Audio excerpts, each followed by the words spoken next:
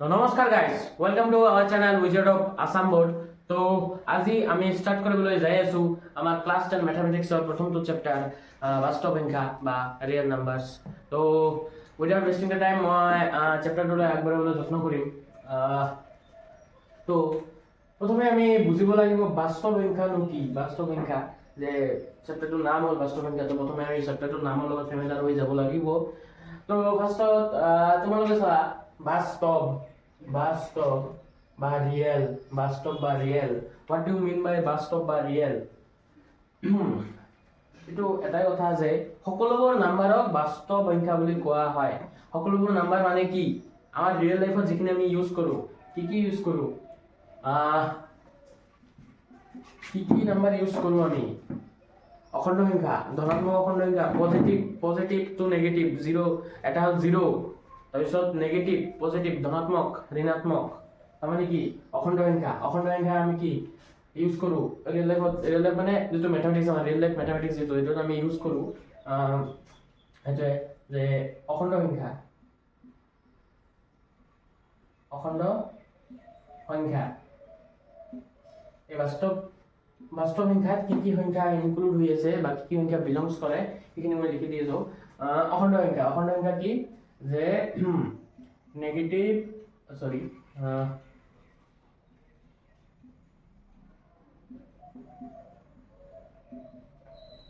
ধনাত্মক আৰু ঋণাত্মক, ধনাত্মক আৰু ঋণাত্মক। তো অখণ্ড সংখ্যা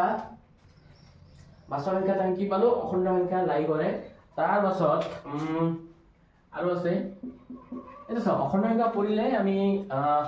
কি স্বাভাৱিক সংখ্যাখিনি পায়ে যাওঁ। যে স্বাভাৱিক সংখ্যা, নেচাৰেল নাম্বাৰ, স্বাভাৱিক সংখ্যাখিনি আমি পাই যাওঁ যে 1ৰ পৰা up to infinity, positive infinity, 1ৰ পৰা আপ টু ধনাত্মক ইনফিনিটি, প্লাস ইনফিনিটি, मतलब 1 2 3 4 5 dot dot dot dot infinity লৈকে। তো এইখিনি হয় আমাৰ কি স্বাভাৱিক সংখ্যা, যিখিনি আমি মানে নৰ্মেল কেলকুলেশ্যনত ইউজ কৰি আমি সৰুৰ পৰা পাই আহিছোঁ যে স্বাভাৱিক সংখ্যা কি, সেইখিনি হয়। তাৰ মানে বাস্তৱ সংখ্যাত স্বাভাৱিক সংখ্যাটো লাই কৰে বা বিলং কৰে বাস্তৱ সংখ্যা, স্বাভাৱিক সংখ্যাখিনি। বা যদি ধৰিব যাওঁ আমি এই ধনাত্মক অখণ্ড সংখ্যা এই স্বাভাৱিক সংখ্যাখিনি আহিয়ে যায়। তো অবভিয়াছলি এই স্বাভাৱিক সংখ্যাখিনিও বাস্তৱ সংখ্যাত লাই কৰিব। তো ইয়াত লিখিম স্বাভাৱিক সংখ্যা।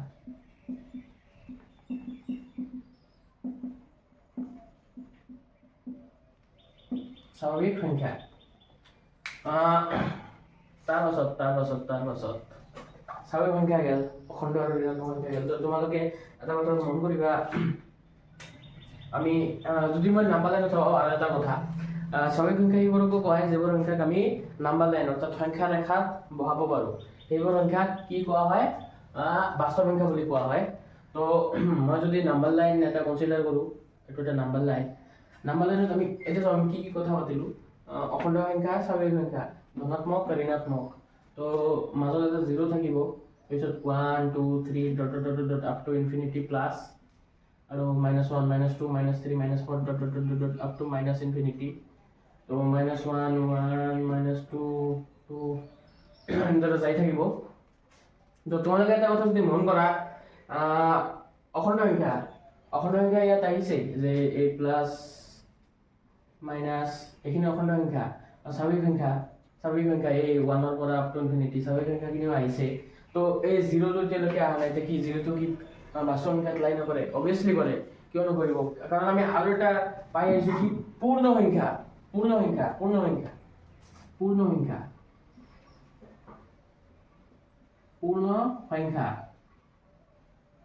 কি হোল নাম্বাৰ, এইটো কি নেচাৰেল নাম্বাৰ, এইটো কি অখণ্ড সংখ্যা। অখণ্ড সংখ্যা কি হেৰে বুজোৱা হয়? Z, integer. তো পূৰ্ণ সংখ্যা কি 0 प्लस n, मतलब नेचुरल नंबर 1 2 3 डट डट डट আৰু ইয়াৰ লগত 0 ইনক্লুড হৈ যাব। এই গোটেইখিনি সেটখিনি গোটেই থুপখিনিক আমি কি বুলি কওঁ? পূৰ্ণ সংখ্যা বুলি কওঁ গোটেই থোপখিনিক পূৰ্ণ সংখ্যা বুলি কওঁ তো আমি এতিয়ালৈকে জানিলো স্বাভাৱিক সংখ্যা পূৰ্ণ সংখ্যা আৰু অখণ্ড সংখ্যা তো আৰু দুটা সংখ্যা বাস্তৱ সংখ্যাত হেৰি হয় কি কয় বাস্তৱ সংখ্যাত মানে লাই কৰে বা বাস্তৱ সংখ্যাত থাকে এই সংখ্যা দুটা হ'ল পৰিমেয় সংখ্যা আৰু অপৰিমেয় সংখ্যা ৰেচনেল নাম্বাৰ এণ্ড ইৰেচনেল নাম্বাৰ তো প্ৰথমে মই পৰিমেয় সংখ্যাটো ধাৰণা দি দিবলৈ চেষ্টা কৰিম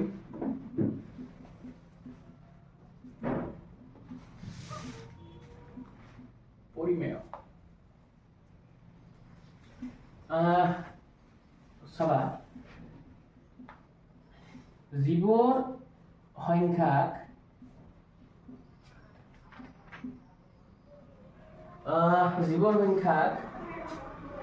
ভগ্নাংশ আকাৰে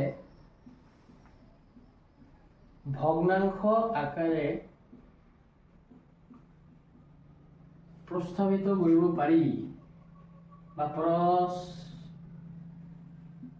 প্ৰস্থাপন কৰিব পাৰি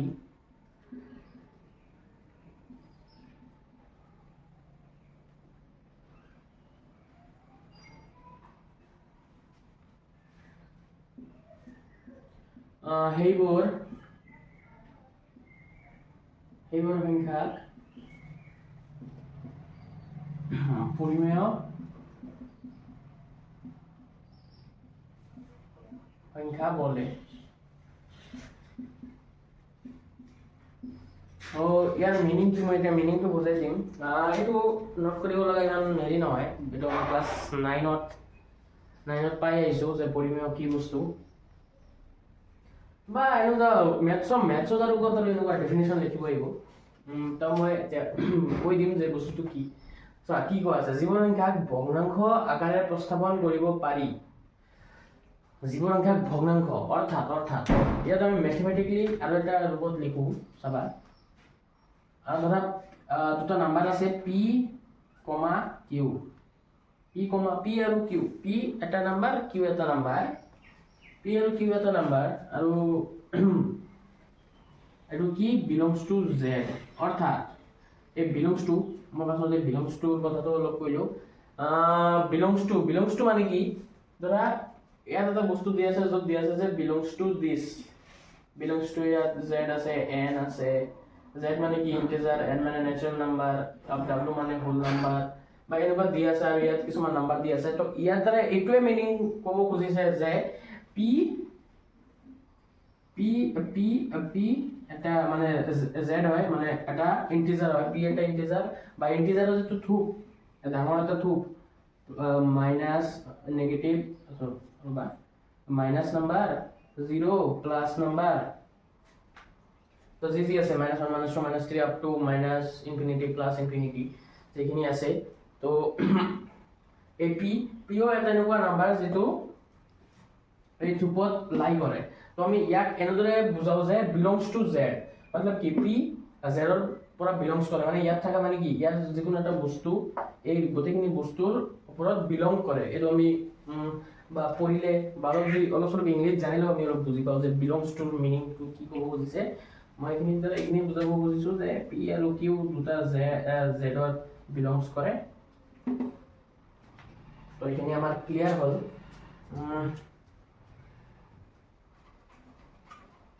তো এইখিনি বুজিলোঁ যে পি আৰু কিউ কি জেডত বিলংছ কৰে মানে কি পি আৰু কিউ এটা ইন্টিজাৰ দুটাই যদি পি আৰু কিউ ইন্টিজাৰ হয় আৰু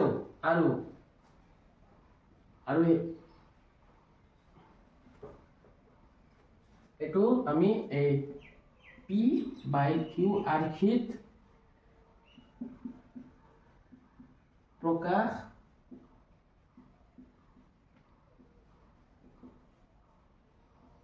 কৰিব পাৰো এইবোৰ সংখ্যা কি কোৱা হয় পৰিমেয় সংখ্যা অৰ্থাৎ যিবোৰ সংখ্যা এটা তোমালোকে চাবা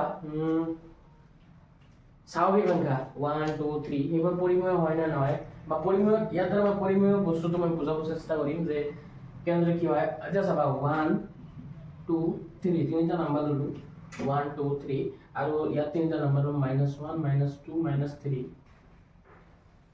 এও চা এও কিন্তু p বাই কিউ আৰ্কিট বৰ্তমান ইয়াত দেখা পাই আছো নাই p বাই কিউ আৰ্কিট কিন্তু তোমালোকে জানা যায় অলৱেজ তলত একো না থাকিলে এটা 1 থাকে এটা আমি জানো যে তলত একো না থাকিলে এটা 1 থাকে যদি আপোনাক আমি যদি 1 2 দি দিও ইয়াৰ মিনিংটো মানে বদলি না যায় যে 3/1 মানে not is equal to 3 এটু কোনদিনও অসম্ভৱ নহয় যে 3/1 always is equal to 3 मतलब দুটাৰ মিনিং একে তো আমি জানো যে একো না থাকিলে তলত ইয়াৰো একে ইয়াৰো ক্ষেত্ৰত একে 1 1 একো নাই যদি 1 আছে অৰ্থাৎ ইন্টিজাৰ খিনিৰ তলত বা 0 0 মানে কি 0/1 আৰামসে হৈ যাব 0/1 ইয়াৰ এটা আমি বুজিলো যে p বাই q এর ক্ষেত্রে আমি লব পারো যিকোনো স্বাভাবিক সংখ্যা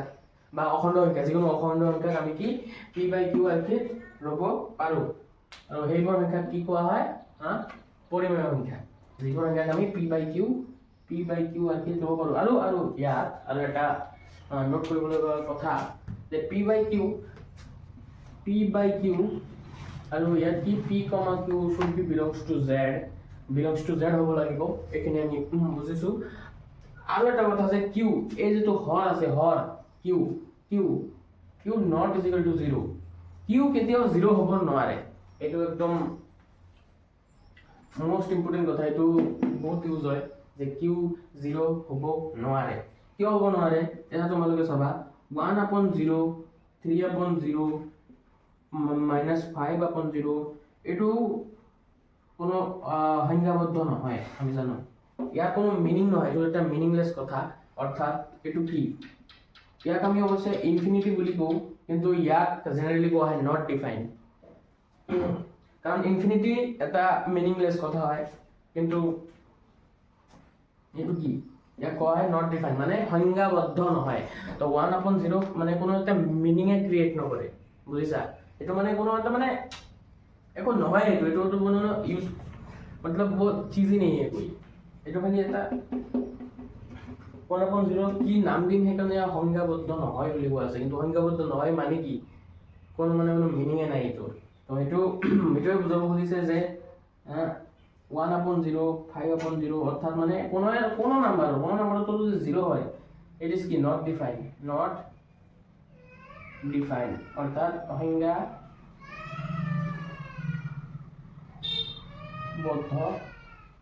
নহয় সংজ্ঞাবদ্ধ নহয় তো আমি বুজিলো পৰিমেয় কি যে p বাই q কি p বাই q এটা অখণ্ড সংখ্যা হ'ব যিকোনো অখণ্ড সংখ্যা প্লাস হোক মাইনাস হোক বা 0 হোক যিকোনো অখণ্ড সংখ্যা হ'ব পাৰিব আৰু তাত কি q কেতিয়াও p বাই q লিখিলে q কেতিয়াও 0 হ'ব নোৱাৰে এটো একদম হেৰি যেটো q কেতিয়াও 0 হ'ব নোৱাৰে তো যেটো হৰত দিম আমি হৰটো কেতিয়াও 0 হ'ব নোৱাৰে আৰু যদি 0 হয় এটো কেতিয়াও মিনিংফুল নহয় এটো অলৱেজ নট ডিফাইন হৈ যায় তো এইখিনি হল আমাৰ পৰিমেয় সংখ্যা কি আছে আৰু পৰিমেয়ত আৰু এটা ভাগ আছে মই অলপ বুজাই দিবলৈ চেষ্টা কৰিম আৰু সেইখিনি আমি আমাৰ হেৰিত হেগয় সৰু ক্লাছত বা ক্লাস 9ত আমি পাই আইছো পৰিমেয় সংখ্যাৰ আৰু এটা ভাগ আছে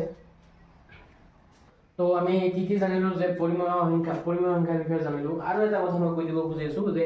পৰিমেয় সংখ্যাটো আমি আগত যি সংখ্যা পাই আছো কি স্বাভাৱিক সংখ্যা অখণ্ড সংখ্যা আৰু পূৰ্ণ সংখ্যা এই তিনিটা সংখ্যা কি পৰিমেয় সংখ্যাত বিলং কৰে মানে পৰিমেয় সংখ্যাটোৰ থুপটোত কি আছে অখণ্ড সংখ্যা স্বাভাৱিক সংখ্যা পূৰ্ণ সংখ্যা এই তিনিটা সংখ্যা প্ৰস্তাৱন কৰিব পাৰি তাৰ পাছত পৰিমেয় সংখ্যা আৰু কিছুমান এটা সংখ্যাৰ ভাগ আছে যেটো পৰিমেয় সংখ্যাত বিলং কৰে যেনেদৰে হল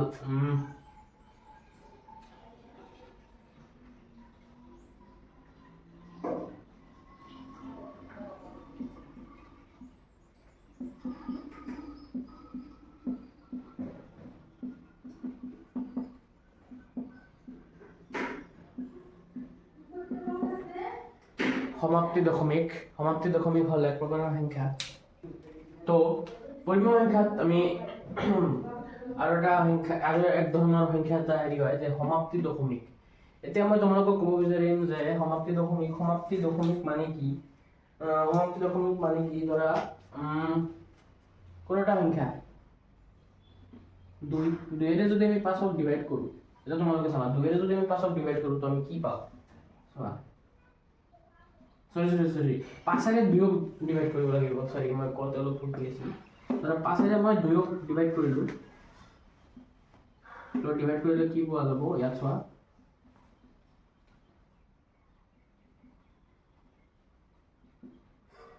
0.4, দুইৰে যদি মই 5ক ডিভাইড কৰো কি পোৱা যাব 0.4, বা আৰু এটা যদি মই দুইৰে 1ক ডিভাইড কৰো, চাও তোমালোকে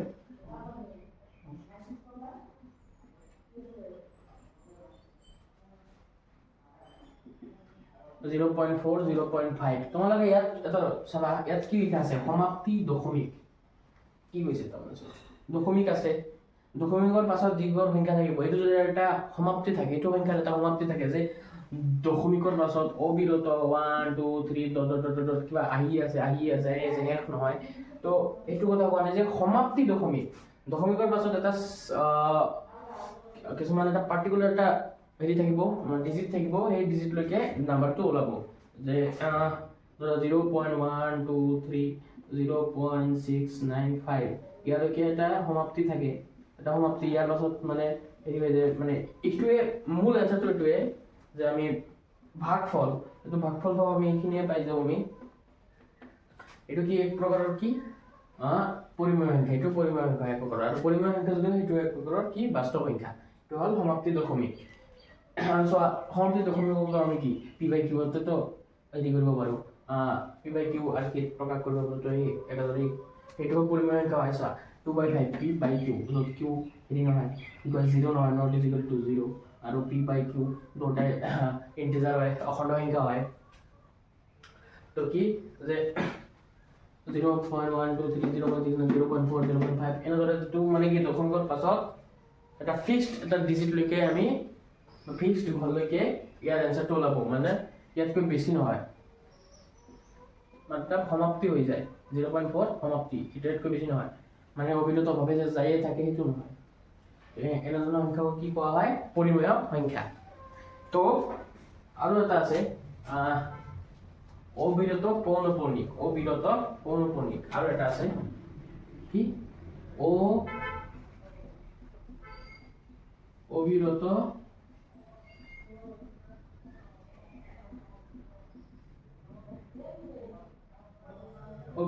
পৌনঃপুনিক। তো আমাৰ নেক্সট হ'ল কি অবিৰত পৌনঃপুনিক। তো ইয়াত আমি যেনেদৰে দেখিলো যে সংখ্যাটো এটা দশমিকৰ পাছত এটা ফিক্সড এটা ডিজিটলৈকে যাই সমাপ্ত হৈ যায়, তো একেদৰে ইয়াত এটা বেলেগ হয় অবিৰত, ইয়াত হয় অবিৰত এটা ৱাৰ্ড আছে অবিৰত, অবিৰত মানে কি আমি কি এটা বুজি ধৰিব পাৰিছো যে ডেচিমেলৰ পাছত আফটাৰ ডেচিমেল দশমিকৰ পাছত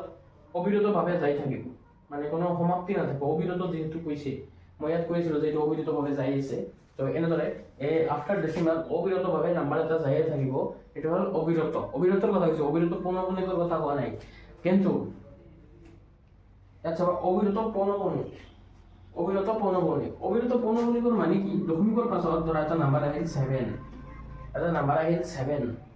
তাৰ পাছত যদি চাওঁ আমি দশমিক ডিভাইড কৰি আমি চাওঁ 7 7 7 7 একেটা নাম্বাৰে বাৰে বাৰে আহিছে আপ টু ইনফিনিটি, যিমানলৈকে আমাৰ হেৰি নহয়, মাত্ৰ 0.77777 0.77777 এটা নাম্বাৰে আহি আছে বাৰে বাৰে,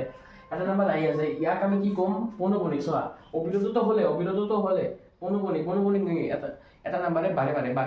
বাৰে সেইটোৱে যে কি 0.77777 সেইটো হ'ল কি অবিৰত পৌনঃপুনিক, এনেকুৱা ধৰণৰ সংখ্যা কি কোৱা হয় অবিৰত পৌনঃপুনিক, বা ইয়াক আমি এনেদৰে কওঁ বাৰ দি দিওঁ ওপৰত, এটা চিন দি দিওঁ, আস্থান দিওঁ ওপৰত, এইটো আমি ক্লাছ 9ত পাই আহিছোঁ, তোমালোকে মনত কৰিব পাৰা, আৰু ইয়াক আমি পৰিমেয় প্ৰয়োগ পোৱা আছিলোঁ ক্লাছ 9ত। তো চোৱা অবিৰত পৌনঃপুনিকৰ বিষয়ে আমি ক'লো, তো কেনেদৰে অবিৰত পৌনঃপুনিকটো কেনেদৰে ৰেচনেল নাম্বাৰ হয়, পৰিমেয় নাম্বাৰ হয়, তো আমি চাম পৰিমেয় সংখ্যাটো কেনেদৰে কি হ'ব। এইটো যদি মই চোৱা দুই যে নাম্বাৰটো আছে, দুই যদি মই 3ৰে ডিভাইড কৰোঁ, 2 যদি 3 বা সৰি বেলেগ নাম্বাৰ লো 1 যদি মই 3 ৰে ডিভাইড কৰো 1 যদি মই 3 ৰে ডিভাইড কৰো চাও তো কি পাইছো আমি তোমালোকে পঢ়িবা এটো বইট কৰি ৰাখিবা সো আয়াত যদি মই 0 দিও এতিয়া 0 দশমিক 0 10 পেলো 3 3 গুণ 9 1 আকৌ 9 1 3 9 1 সো এনেদৰে আহি আছে তো ইয়াৰ এনসারটো কি হ'ব 0.333 dot dot dot dot dot dot 0.33333 যাই আছে সো তোমালোকে ইয়াত চাব পাৰা ইয়াত মই ডিভাইড কৰি দেখালো এটা 1/3 কি 0.33333 আহি আছে তো এটা কি অবিরত পৌনঃপুনিক আৰু এটোও পৰিমেয় হয় হা এটো থেকে আমি কেনেদৰে লিখিব পাৰিছো p/q আৰ কি লিখিব পাৰিছো তো একেদৰে এটোও পৰিমেয় হয় পৰিমেয় কি পৰিমেয় হয় p/q এই দুটাই অখণ্ড সংখ্যা আৰু ইয়াত q2 not is equal to 0 তো পৰিমেয় সংখ্যাৰ যিখিনি কন্ডিশন আছে বলেখিনি ফুলফিল কৰি আছে তো এটো কি অবিৰত পৌনঃপুনিক আৰু অবিৰত পৌনঃপুনিক সমাপ্তি দশমিক কেনেধৰণৰ সংখ্যাবিলাক কি পৰিমেয় হয় তো লাস্ট আহি আছে আমাৰ কি অপৰিমেয় সংখ্যা তো তোমালোকে ধৰিব পাৰিছা যে অপৰিমেয় সংখ্যা কি হ'ব বা জীৱৰ সংখ্যাক আমি p/q আৰ্হিত প্ৰকাশ কৰিব নোৱাৰো জীৱৰ সংখ্যা কি অপৰিমেয় সংখ্যা বুলি কোৱা হয় তোমালোকক কৈ আছো মই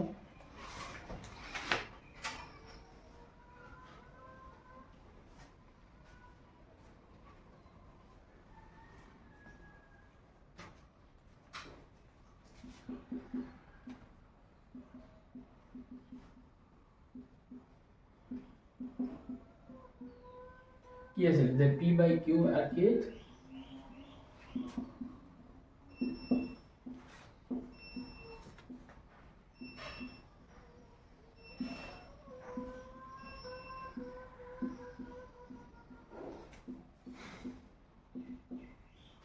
p/q আৰ্হিত প্ৰকাশ কৰিব নোৱাৰো এবাৰ এটা কি বুলি কোৱা হয় অখণ্ড সংখ্যা বুলি কোৱা হয় অখণ্ড সংখ্যা সৰি অপৰিমেয় সংখ্যা বুলি কোৱা হয় সৰি অপৰিমেয় সংখ্যা বুলি কোৱা হয় যিবিলাক আমি p/q আৰ্হিত প্ৰকাশ কৰিব নোৱাৰো এটা তোমালোকে চাবা পৰিমেয় সংখ্যা অপৰিমেয়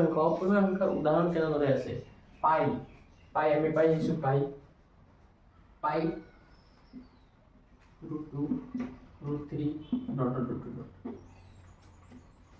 এন্ড্ৰ সংখ্যাবিলাক অপৰিমেয় সংখ্যা বুলি কোৱা হয় ইয়াক আমি p/q আৰ্হিত প্ৰকাশ কৰিব নোৱাৰো তোমালোকে চাবা কাৰণ চাবা √2 যেটো ভ্যালু টো কি হয় √2 ভ্যালু হয় ৰবা মই লিখি দিছো 1.14141235623 dot dot dot dot dot dot up to যাই আছে তো ইয়াত চোৱা আগতে আমি পঢ়িলো অবিরত পৌনঃপুনিক বা সমাপ্তি দশমিক দুটা কন্ডিশন পরিমেয় ইয়াত এটা ফুলফিল নহয় তোমালোকে চোৱা কিন্তু কিয় অপৰিমেয় কিয় হোৱাৰ কাৰণটো কৈ আছো পরিমেয় হওয়ার কোনো কন্ডিশন ইয়াত ফুলফিল নহয় যা 1.41 না তো ইয়াত সমাপ্তি দশমিক কৈ আছে যে এইটো আপ টু ইনফিনিটি যাই আছে প্লাস অবিরত পৌনঃপুনিক নহয় সো নাম্বার বিলাক তো আহিছে কিন্তু এটা নাম্বারে বারে বারে আহা নাই ইয়াত এটা বেলেগ নাম্বার 4 1 4 2 1 3 5 6 2 3 मतलब খিচুড়ি হৈ আছে আচ্ছা বেলেগ নাম্বার আহি আছে তো এটো আমি অপরিমেয় বুলি কোৱা হয় পাইৰ মেইন মই লিখি দিব চেষ্টা কৰিম 3.14192656535 এটো এটা একেদৰে পাইৰ ভ্যালুটো এটা কি অপৰিমেয় সংখ্যা মানে কোনো ফিক্স এটা ৰেট নাই ফিক্স এটা ভ্যালু নাই পাইৰ নাই √2 নাই √3 নাই এটা যদি কোৱা এটো তো আমি এনেদৰে লিখিব পাৰো এটা 1/√2 যদি মই লিখো এটো তো হিচাপত এটা p/q আছে এটো পরিমেয় হ'ব লাগে কিন্তু এটো হেৰি নহয় ঠিক আছে পৰিমেয় নহয় এটো অপৰিমেয় তোমালোকে চাবা কিয় এইটো চোৱা এইটোতো কোনো ফিক্স ৰেটে নাই, এইটো একেদৰে ইনক্ৰিজ কৰি আছে তুমি কিমান লৈ কৰিবা 1 লাখ ডিজিট আফটাৰ ডেসিমেল তোমালোকে 1 লাখ ডিজিট লৈকে যদি লিখা তবে এইটো এটা নাম্বাৰ বা এটা হেৰি মতলব এটা পাৰফেক্ট নাম্বাৰত কেটো কনভাৰ্ট নহয়, এইটো যাই আছে সেইকাৰণে এইটো আমি পি বাই কিউ ৰাখি যেটো প্ৰকাশ কৰিব নোৱাৰো, অৰ্থাৎ এইটো হ'ল এটা অপৰিমেয় সংখ্যা, ইৰৰেশনাল নাম্বাৰ। কিন্তু এইটো সংখ্যাক আমি কি নাম্বাৰ লাইনত আমি প্ৰুভ কৰিব পাৰো, নাম্বাৰ লাইনত আমি প্লট কৰিব পাৰো এইখিনি, কাৰণ সো আমি পাই আইছো ক্লাস 9 আমি পাইছো যে √2 √3 আদি ভ্যালু কি নাম্বাৰ লাইনত প্লট কৰা। তো আমি একটা হেৰি পাইছিলো যে এইখিনি কৰবাত নাম্বাৰ লাইনত √2 ৰ ভ্যালুটো ইয়াত হেৰি হ'ব লাই কৰিব পাই আইছো, আমি ক্লাস 9 পাই আইছো। তো নাম্বাৰ লাইনত তো এইটো আমি প্লট কৰিব পাৰো। তো এইটো অপৰিমেয় হ'ব পাৰে, কিন্তু এইটো কি বাস্তৱ সংখ্যা, এইটো ৰিয়েল লাইফত এক্সিষ্ট কৰে, অৰ্থাৎ এইটো কি বাস্তৱ সংখ্যা। তো আমাৰ বাস্তৱ সংখ্যা কি সংখ্যা লাই কৰে আমি পালো এতিয়ালৈকে। প্ৰথমত হ'ল পূৰ্ণ সংখ্যা, স্বাভাৱিক সংখ্যা, তাৰ পাছত অখণ্ড সংখ্যা, পৰিমেয় সংখ্যা, অপৰিমেয় সংখ্যা। তো এইখিনি হ'ল আমাৰ গোটেই বাস্তৱ সংখ্যাৰ টুপখিনি। ইয়াৰ ওপৰতে আমি মতলব ৰিয়েল লাইফত কাম কৰো। তো এতিয়া আমি স্টাৰ্ট কৰিম আমাৰ ক্লাস 10 ৰ প্ৰথমটো উপপাদ্য বা প্ৰথমটো নিয়ম, যেটো আমাৰ ক্লাস 10 ৰ দিয়া আছে। তো এটো নাম হ'ল ইউক্লিডৰ বিভাজন প্ৰমেয়িকা। ইউক্লিডৰ বিভাজন প্ৰমেয়িকা।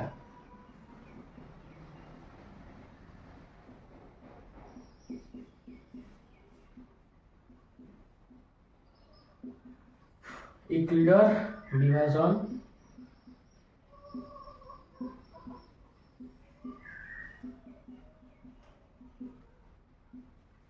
প্ৰমেয়িকা। তো আমি এতিয়া ধৰা এটা নাম্বাৰ 15ক যদি আমি এটা নাম্বাৰ 15ক যদি আমি 7 ৰে ডিভাইড কৰো তো আমি কি পাও? তো ইয়াত তোমালোকে চাবা ইয়াক আমি কি কোৱা আছিলো? ভাজ্য। ইয়াক কি কোৱা আছিলো? ভাজক। ইয়াক কি কোৱা আছিলো? ভাগহেক। ইয়াক কি কোৱা আছিলো? ভাগফল। তো আমি ক্লাস 9 ত পাই আছিলো যে কোনো এটা ভাজ্যক আমি কেনেদৰে উপস্থাপন কৰিব পাৰো যে ভাজ্য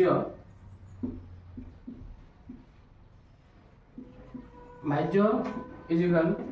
ভাজক ইনটু ভাগফল যোগ কি ভাগহেক।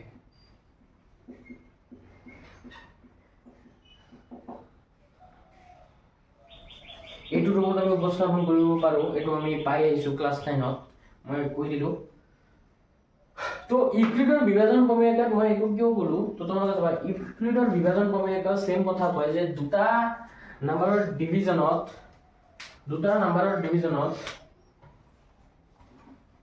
তোমালোকে চাবা দুটা নাম্বাৰৰ ডিভিজনত আমি এনেদৰে উপস্থাপন কৰিব পাৰো যে কিতাপত দিয়া আছে যে a is equal b q plus r, a is equal b into q plus r। তো তোমালোকে ইয়াত চাবা ভাজ্য যেটো আছে ভাজ্যক আমি a বুলি দেখাও, ভাজকক আমি b বুলি দেখাও, ভাগফলত আমি q বুলি দেখাও, আৰু ভাগহেকক আমি r। a b q r। তো ইয়াত যদি আমি এটো উপস্থাপন কৰো ভাজ্য a is equal to ভাজক b into ভাগফল q plus ভাগে r, এইটো ফর্ম আহি আছে। আৰু আমাৰ ইউক্লিডৰ বিভাজন প্ৰমেয়িকাই কি কয়? এইটো সেম কথাই কয় যে a equal to bq plus r, কিন্তু ইয়াত একটা কন্ডিশন দিয়া আছে যে কি condition? r greater than equal to 0 but less than equal to b, small b, sorry, less than equal to small b। ইয়াত কি ক'ব খুজিছে মই দেখা পাইছো নৰ্মেল কথা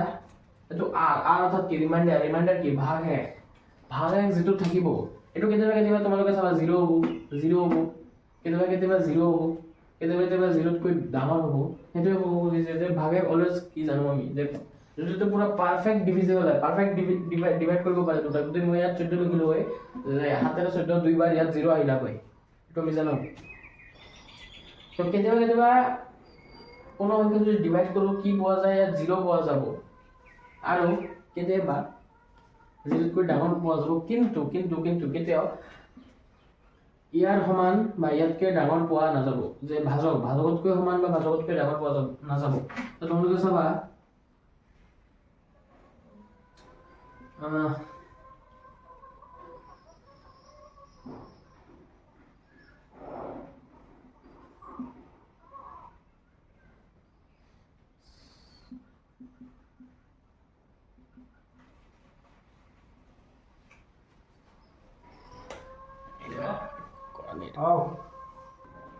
তো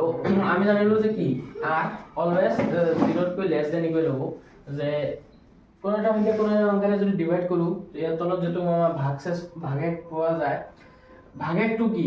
আইদাৰ 0 হ'ব অৰ 0তকৈ ডাঙৰ হ'ব কিন্তু ভাজকতকৈ ডাঙৰ হ'ব নোৱাৰে সো ইয়াত যদি মই ভাজকৰ ইকুৱেল যদি লিখো ইয়াত যদি মই 7 লিখিলো অবভিয়াসলি 7 আকৌ ডিভিজিবল হৈ যাব বা 7 লিখিলে তো অটোমেটিকলি নেক্সট এনেকুৱা এটা নাম্বাৰ হৈ যাব যেটো ফাৰ্দাৰ আৰু ডিভাইড হৈ যাব তো চোৱা এই 7 যদি ডিভাইড হলা হয় 7 ডিভাইড হলে ইয়াত 0 চোৱা ইয়াত আকৌ 0 আহি যাব তো ইয়াত এতিয়া ক'ব খুজিছো যে কি ৰিমাইণ্ডাৰ যেটো ভাগ এক থাকে ভাগ একটো কি অলৱেজ 0 হ'ব পাৰে বা 0তকৈ ডাঙৰ হ'ব পাৰে কিন্তু অলৱেজ কি ভাজকতকৈ সৰু হ'বই লাগিব এটো হ'ল কি ইউক্লিডৰ বিভাজন প্ৰমেয়িকা এটো হ'ল কন্ডিশন বিভাজন প্ৰমেয়িকাৰ কন্ডিশন এটো কি a equal to b into q plus r where 0 less than equal r less than b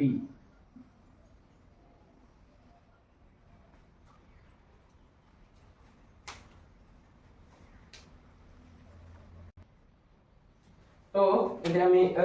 equivalent বিভাজন প্রমেয়টা আমার ডেফিনিশন তো লিখে দিম তো সবা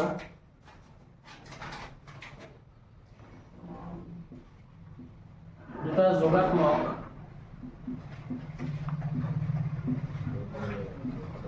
যোগাত্মক অখণ্ড সংখ্যা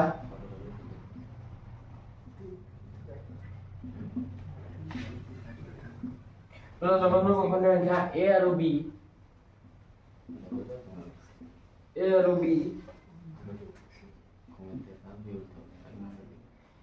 বিৰ বাবে এনে দুটা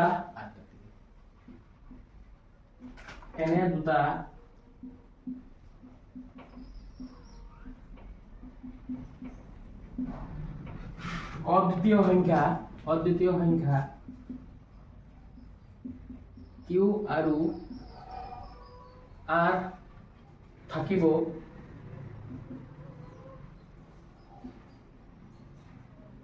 যাতে a is equal b into q plus r এটা তো তোমালোকে চাবা r ইয়াৰ কন্ডিশন তো 0 less than equal r less than b ইয়াত কি ক'ব গৈছে ইয়াত কিন্তু চাবা তোমালোকে ডিভি এই যে আমি ডিভাইডাৰ মানে কনসেপ্টটো পঢ়িছো ডিভাইডাৰ কনসেপ্টটো ইয়াত উল্লেখ কৰা নাই কিন্তু ইয়াত এনেদৰে ক'ব খুজিছে তোমালোকে চাবা a2 a2 কেনেদৰে হ'ল যে ধৰা a একটা নাম্বাৰ আৰু চাবা তোমালোকে ইয়াত যেটো এইটো ইয়াকে ইন ফাৰ্ষ্টত মাল্টিপ্লাই কৰি পাছত পূৰণ কৰি তাৰ পাছত যোগ কৰি যেটো নাম্বাৰ আনিলো তো ইয়াত দ্বাৰা আমি কি ক'ব পাৰো যে এইটো কি এইটো অবভিয়াসলি বিটকে ডাঙৰ হ'ব এইখিনি আমি ক'ব পাৰো এইটো তো নৰমাল কথা এখানে আমি চাই গম পাব পাৰো তো যিকোনো for all a greater than b on a the number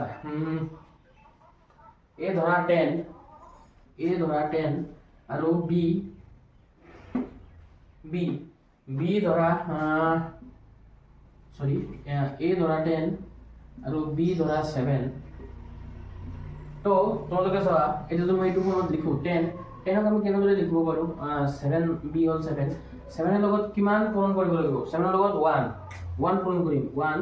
তো 7 * 1 কি 7 আৰু তেনেহ'লে আৰু কি প্লাস কৰিব লাগিব আমাক 3 তো চোৱা আমি এই যে এনেদৰে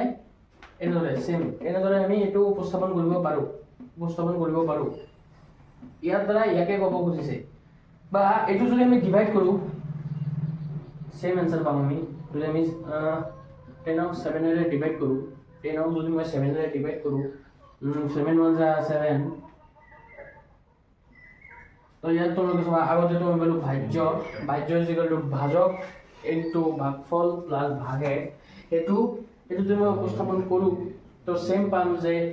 10 7 * 1 + 3 এটা আমি বুজিলো যে কেনেদৰে এটো উপস্থাপন কৰিব পাৰো তো আমাৰ ইউক্লিডৰ বিভাজন প্ৰমেয়টা তো এইটো হ'ল যে কোনো এটা দুটা জগত নহয় দুটা সংখ্যাক আমি দুটা জগতৰ সংখ্যা যদি এটা ডাঙৰ হয় এটা সৰু হয় তো ডাঙৰটোক আমি এনেদৰে উপস্থাপন কৰিব যে সৰু সংখ্যাৰ লগত এনে দুটা আৰু এটা অদ্বিতীয় সংখ্যা মানে কি দুটা ইউনিক নাম্বাৰ যেটো দুটা মানে কি এই দুটা ইকুৱেল নহয় দুটা मतलब সেম নহয় কি আৰু সেম নহয় তো দুটা ইউনিক নাম্বাৰ এনেদৰে পাম যে এই সংখ্যাটো যেটো আমি b আছে b টোৰ লগত মাল্টিপ্লাই কৰিলে আৰু তাৰ লগত r2 প্লাস কৰিলে আমি এক্স্যাক্টলি এই a নাম্বাৰটো পাম এটো হ'ল কি ইউক্লিডৰ বিভাজন প্ৰমেয়িকা না ইউক্লিডৰ বিভাজন প্ৰমেয়িকা ইউজ কৰি আমাৰ গসাউ উলিওৱাৰ এটা বিধি আছে যেটো কি কোৱা হয় ইউক্লিডৰ কলন বিধি বুলি কোৱা হয় আমাৰ ফাৰ্স্ট এক্সাৰসাইজ যেটো আছে ফাৰ্স্ট এক্সাৰসাইজত আমি ইউক্লিডৰ কলন বিধি ইউজ কৰি আমি কি ওলাও দুটা সংখ্যাৰ গসাউ কি গৰিষ্ঠ সাধাৰণ উৎপাদক যে দুটা সংখ্যাৰ এনে এটা সাধাৰণ উৎপাদক সবতকৈ ডাঙৰ সাধাৰণ যেটো উৎপাদক হ'ব দুটা সংখ্যা যিবোৰ উৎপাদক আছে দুটা উৎপাদকৰ যিবোৰ সাধাৰণ এই সাধাৰণৰ ভিতৰত যেটো আটাইতকৈ ডাঙৰ হ'ব হেতু কি হয় গসাউ তো মই গুৰিবলৈ যাই আছো যে ইউক্লিডৰ বিভাজন কলন বিধিটো মই কেনেদৰে ইউজ কৰিম with the help of this ইউক্লিডৰ বিভাজন প্ৰমেয়িকা মানে কি a = b2 + r a2 r এৰ ইউজ কৰি আমি এটা বিধি যেটো আছে ইউক্লিডৰ কলন বিধি হেতু ইউজ কৰিম আৰু কি হলা গসাউ হলাম এটা নাম্বাৰ তো মই সাত কৰিবলৈ যাই আছো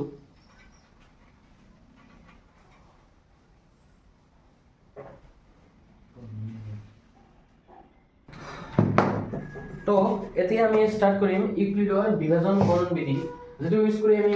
1.1 ত আমি সংখ্যাৰ গসাউ ইউজ কৰোঁ আমি দুটা সংখ্যা দিয়া থাকিব দুটা সংখ্যাৰ আমি গসাউ নিৰ্ণয় কৰা এটা মানে বিধি যেটো ari হেতু আমি অলপ বুজিবলৈ চেষ্টা কৰিম কি ইউক্লিডৰ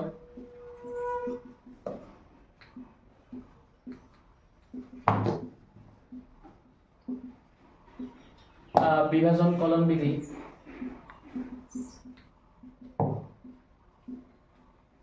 ইয়াত তোমালোকে চাবা ইয়াত ইউজ হয় ইউক্লিডৰ বিভাজন প্ৰমেয়িকাটো ইউজ হয় ইয়াত তো কেনেদৰে ইউজ হয় মই কৈ আছো প্ৰথম যদি মই এটা কোৱেশ্চন লও ধৰা মই কোৱেশ্চনটো তোমালোকক বুজাব চেষ্টা কৰিম কেনেদৰে হয় ধৰা দুটা সংখ্যা দিয়া আছে এটা সংখ্যা হ'ল 455 আৰু এটা সংখ্যা দিয়া আছে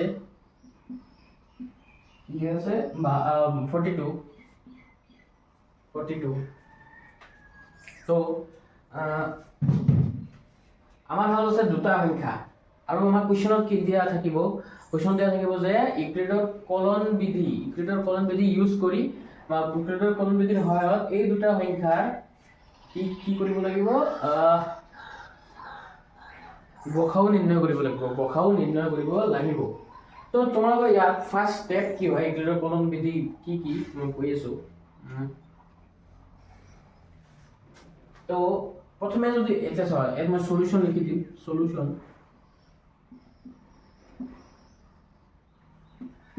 প্রথম স্টেপত কি হয় কেনেদৰে পৰীক্ষাত লিখিব লাগে মই এইখিনি কৈ আছো যে প্ৰথম স্টেপত কি হয় আমাৰ লিখিব লাগিব যে হেয়াৰ আমাৰ কি দিয়া আছে 45 and 42 না 455 and 42 তো ইয়াত কি লিখিব লাগে যে কোনটো ডাঙৰ কোনটো সৰু তো হেয়াৰ 455 455 is কি গ্ৰেটাৰ দেন না লেস দেন গ্ৰেটাৰ দেন কি 42 এনেদৰে আমি লিখিব লাগিব এটো হল আমাৰ ফাৰ্স্ট লাইনত আমি এটো হল আমাৰ কাম ফাৰ্স্ট স্টেপটো হল এটো যে হিয়াৰ 455 গ্রেটার দেন 42 বা যিকোনো নাম্বার দিয়া থাকক ইয়াত যি নাম্বার দিয়া থাকিব পাছত ভিডিওত মই এডি কৰাম প্ৰেক্টিস কৰাম তো যি নাম্বাৰ দিয়া থাকিব সেইবোৰ নাম্বাৰ আমি এনেদৰে লিখিব লাগিব যেটো ডাঙৰটো থাকিব তাৰপিছত গ্ৰেটাৰ দেন দি মানে বুজাব লাগিব যে এটো তো এটো দ্বাৰা আমি কি মিনিং কৰিব বুজিছো যে বিভাজন ক্ৰমিকা ইকুৱেটৰ বিভাজন ক্ৰমিকা কি কৈছো যে দুটা সংখ্যাৰ ধৰা এটা ডাঙৰ এটা সৰু যদি হ'ব এটা ডাঙৰ এটা সৰু যদি হয় তেতিয়া আমি সংখ্যাটো কেনেদৰে লিখিব পাৰো যে ডাঙৰ সংখ্যাটো ইজিক্যাল কি সৰু সংখ্যাটোৰ লগত কিবা এটা সংখ্যা পূৰণ কৰিব লাগিব যোগ আৰু এটা সংখ্যা প্লাস কৰিব লাগিব তো এটো মই এনেদৰে বিভাজন ক্ৰমিকাটো ইউজ কৰিম আৰু এই গতিখিনি কি কোৱা হয় কলন বিধি বুলি কোৱা হয় কলন বিধি তো নেক্সট স্টেপ আমাৰ কি হয় এনেদৰে আমি হৰণটো দেখাব লাগিব পৰীক্ষাত যে আমি কেনেদৰে হৰণটো কৰিছো তো তোমালোকে চোৱা তেনেহলে কি কৰিম 42 455 দি ডিভাইড কৰিম আৰু তোমালোকে চাবা ইয়াক যদি মই 10 ৰে ডিভাইড কৰো আৰু তোমালোকে চোৱা ইয়াৰ যে মানে ভাগফলটো অলৱেজ আমি এইটো পিনে লিখো তেনেহলে দেখতে আৰু ডিজাইনটো ভাল হয় দেখতে তো কি হয় 10 তোমালোকে তলে লিখি দিবা গোটেই স্টেপখিনি তলে লিখিবা মই ইয়াত জায়গা নাথাকিলে ইয়াত লিখিম পাছত কিন্তু তোমালোকে তলে লিখিবা যে 42 * 10 কিমান হয় 420 ইয়াত কিমান থাকিব 35 এতে তোমালোকে চাবা এটা হল আমাৰ সেকেন্ড স্টেপ আৰু ইয়াত এটা কথা মন কৰিবলগীয়া এইটো মানে ইম্পৰ্টেন্ট কথা মই যেটো ক'ব যাই আছো এটা তোমালোকে চাবা ইয়াত মই এটা বেলেগ সংখ্যা যদি মই ডিভাইড কৰো চাবা 35 নহয় 14 যদি মই 7 দি ডিভাইড কৰো চাবা ধৰা কিছুমান ডাঙৰ সংখ্যা দিয়া আছে ডাঙৰ সংখ্যাত মই এনেদৰে ডিভাইড কৰি এটা এইখিনি এটা পালো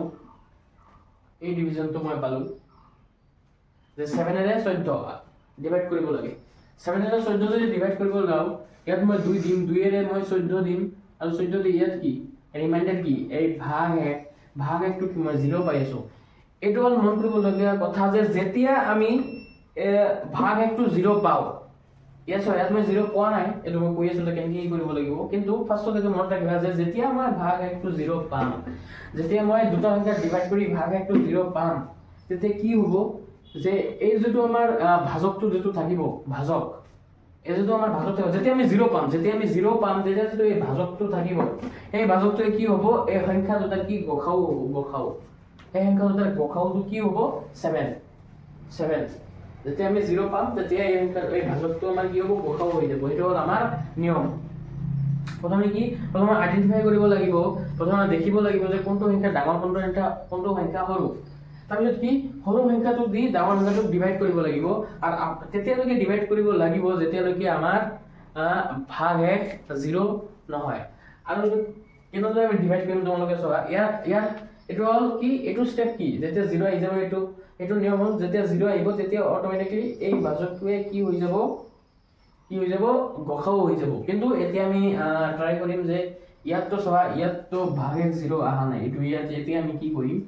তো এতিয়া আমাৰ কৰিব লগা কাম হল যে ইয়াত তুমি এটা দেখিবা যে এই 35 টো কি আমি কি জানো এই 35 এই হেৰিটো কি কয় এই ভাগ একটো অলৱেজ কি এই ভাজকতকে সৰু হ'ব ভাগ একটো অলৱেজ ভাজকতকে সৰু হ'ব তো আমি কি কৰিম আমাৰ নেক্সট স্টেপ যেটো হয় যে এইটো যেটো ভাগ একটো পাম আমি এই ভাগ এক দি এই ভাজকটোক আমি আকৌ ডিভাইড কৰি দিম এই ভাগ এক দি এই ভাজকটোক আমি আকৌ ডিভাইড কৰি দিম এটো হল আমাৰ নেক্সট স্টেপ যে 35 এৰে 42 আকৌ ডিভাইড কৰিম 35 এৰে 42 আকৌ ডিভাইড কৰিম এটো হল নিয়ম মনত ৰাখিবা যেতিয়া এই আমি ভাগে যেতিয়া 0 নাপাও তেতিয়া আমি আগৰ যেটো ভাজক আছিল আগৰ হৰণ প্ৰণালীত যেটো আমাৰ ভাজক আছিল এইটো ভাজকক আকৌ আমি এই ভাগে দি ডিভাইড কৰিম এটো হল নিয়ম আৰু এনেদৰে আমি আৰু এইটো যে ষ্টেপ মই লিখি আছো এইটো ষ্টেপ এনেদৰে পৰীক্ষাটো লিখিব লাগিব যে এই হৰণ প্ৰণালী এই গোটেই হৰণ প্ৰণালীটো আমি পৰীক্ষাত উপস্থাপন কৰিব লাগিব পৰীক্ষা বহীত। তো আমাৰ নিয়ম কি আছিল, যেতিয়া আমি 0 নাপাওঁ তেতিয়া আমি আগৰ হৰণ কাৰ্যত যেটো আমি হেৰি পালো ভাজক আছিল এই ভাজকটোক আকৌ এই ভাজকটোক আমি ভাগ একেৰে হৰণ কৰিম। তো ইয়াত হৰণ কৰিলে কি পোৱা যাব, একবাৰ যাব 42 আছে 35 তো কিমান হল 7, ইয়াত কি হল 7। এটা তোমালোকে চাবা ইয়াত আকৌ কি হল 7 ওলাইছে 7 হৈছে, ইয়াত আকৌ 0 ওলোৱা নাই। তো আমি আকৌ আমাৰ আগৰ ষ্টেপটো ফলো কৰিম। আগৰ ষ্টেপত আমাৰ কি আছিল, কি হল সৰু ওলাতে আমি এই ভাজকক এই ভাগেটোৰ দ্বাৰা আকৌ ডিভাইড কৰি দিলো। তো ইয়াত ওকে, তো এতিয়া ভাগে গ'ল 7, এতিয়া ভাজক হল 35। এতিয়া কি কৰিম, এই 7 এৰে 35ক কি ডিভাইড কৰি দিম। এতিয়া যদি 7 এৰে মই 35ক ডিভাইড কৰো 35ক ডিভাইড কৰো কিমান যাব 5 বাৰ 35। এতিয়া তোমালোকে চাবা ইয়াত 0 আহি গৈছে, আমাৰ যেটো খুজিছিলো যে 0 আহিব লাগিব 0টো আহি গৈছে। আৰু 0 অহাৰ লগে লগে আমাৰ কি হল 0 অহাৰ লগে লগে আমি কি জানিছিলো যে যেতিয়া 0 আহিব সেইটো ক্ষেত্ৰত সেইটো হৰণত সেইটো হৰণ কাৰ্যত যেটো আমাৰ ভাজক হিচাপে ইউজ হ'ব, যেটো নাম্বাৰ আমাৰ ভাজক হিচাপে ইউজ হ'ব, সেইটো কি, সেইটো হল যি নাম্বাৰ দুটাৰ আমি ইউজ কৰিছো, যেটো নাম্বাৰ দুটা ইউজ কৰি আমি ইমানখিনি ষ্টেপ ফলো কৰিলো, এই নাম্বাৰ দুটা কি হ'ব গখাও কি হ'ব, যেটো হৰণ কাৰ্যত ভাগ 0 পালো সেইটো হৰণ কাৰ্যৰ যেটো আমাৰ ভাজক এটো হ'ব কি গখাও, যেটো নাম্বাৰ দুটা আমি গখাও নিৰ্ণয় কৰিব লাগে 7। তো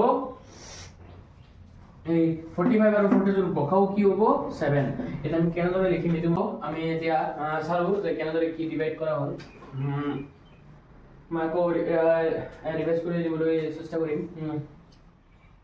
আমাৰ ফাৰ্স্ট স্টেপ কি হ'ল যে যি দুটা সংখ্যা দিয়া থাকিব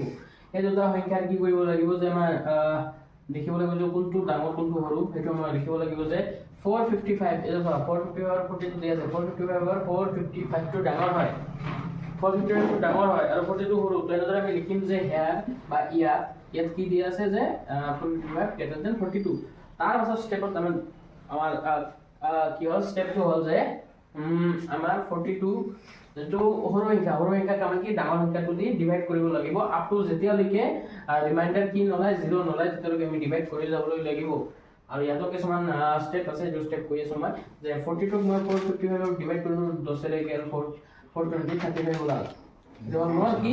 ফাৰ্স্ট ভাগে প্ৰথমটো ভাগে কি ওলাল 35 প্ৰথমটো ভাগে ওলাল আৰু এটো ক্ষেত্ৰত চোৱা ৰিমাইন্ডাৰ 0 নহল। তো আমি আমাৰ নেক্সট স্টেপ কি হ'ব যে আগৰ হৰণ কাৰ্যত যেটো আমাৰ হেৰি আছিল ভাজক আছিল সেইটো ভাজকক আমি এতিয়া ভাজ্য হিচাপে ইউজ কৰি 35 এৰে হৰণ কৰাম। তো 35 এৰে হৰণ কৰোৱাত আমাৰ 7 ওলাল কি ওলাল 7 ওলাল চোৱা ইয়াতো আমাৰ কি ওলাল ৰিমাইন্ডাৰ 7 ওলাল আৰু ইয়াতো 0 নোলাল। তো আমি আকৌ এইটো স্টেপ আকৌ ফলো কৰিম যে কি কয় 7 ক 35 এৰে যদি ডিভাইড কৰো 7 ক যদি মই 35 এৰে ডিভাইড কৰো 5 বাৰ যায় 35 আৰু ইয়াত ওলাল কি 0 ওলাল। আৰু যেতিয়া আমাৰ স্টেপটো 0 ওলাব ৰিমাইন্ডাৰ 0 হৈ যাব বা ভাগ 0 ওলাব এইটো হৰণ কাৰ্যত যেটো আমাৰ ভাজক থাকিব এই ভাজকটোৱে কি হ'ব যি দুটা সংখ্যা আমাৰ দিয়া আছে এই দুটা সংখ্যাৰ কি হ'ব গখাও হ'ব। এতিয়া চোৱা এইখিনি মই লিখি আশা কৰো। তো এতিয়া মই কেনেদৰে লিখিব লাগিব, তো পৰীক্ষাত আমি এইখিনি বক্স খিনি দিব নালাগে মই বুজোৱাৰ কাৰণে দিছো। তো পৰীক্ষাত আমি কি লিখিম ইয়াত চাবা তোমালোকে তললৈ লিখিবা, মই ইয়াত লিখি দিছো ইউক্লিডৰ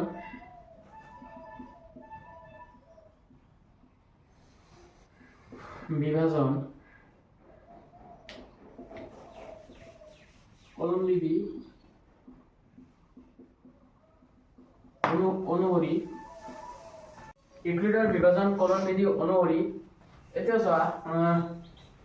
ইয়াত আমি কি ইউজ কৰিম প্ৰমেয়িকাটো ইউজ কৰিম। কি প্ৰমেয়িকা আমি পাইলো যে দুটা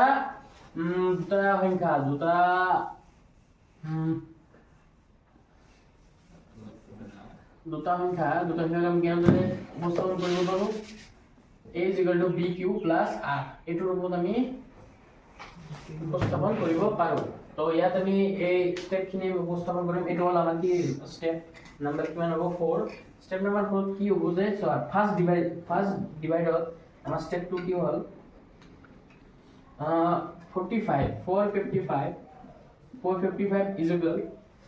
42 into কিমান হ'ল 10 আহিলা তো ইয়াত 10 আৰু আমাৰ ৰিমাইন্ডাৰ কিমান থাকিলা 35 ইয়াত চোৱা ৰিমাইন্ডাৰ কিন্তু 0 ওলোৱা নাই ইয়াত ৰিমাইন্ডাৰ 0 ওলোৱা নাই তো ইয়াত আমি লিখি দিম কি যে r not is equal 0 এনেদৰে আমি নেক্সট স্টেপটো লিখিব লাগিব যে এতিয়া কি হ'ল আমি 42 ডিভাইড কৰিছো এইটো হ'ল স্টেপ আমাৰ এনেদৰে কলম বিধি অনুসৰি লিখাৰ পাছত আমি এনেদৰে স্টেপখিনি আমি লিখি যাওঁ যে 42 হ'ল কি 35 এৰে ডিভাইড কৰিছো 35ক একবাৰ প্লাস কিমান ওলাল 7 ইয়াতো r not is equal 0 so এতিয়া আমাৰ লাস্ট স্টেপ আহিব 35 7 এৰে দিলে into 5 plus 0 r is equal 0 তো ইয়াত যেহেতু চোৱা ইয়াত আমাৰ 0 ওলি গৈছে তো ইয়াত তলত আমি লিখি দিম আৰু তেনেহলে এইটো কি হ'ব আমাৰ গসাউ হ'ব এইটো কি হ'ব আমাৰ গসাউ হ'ব ইয়াত লিখি দিম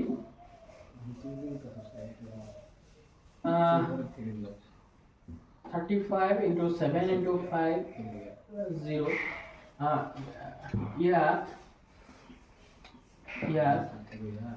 ইয়াত ভাগে বা r is equal 0 তো ইয়াত যেহেতু 35 ইয়াত r is equal 0 তো এতেকে কি হ'ব গসাউ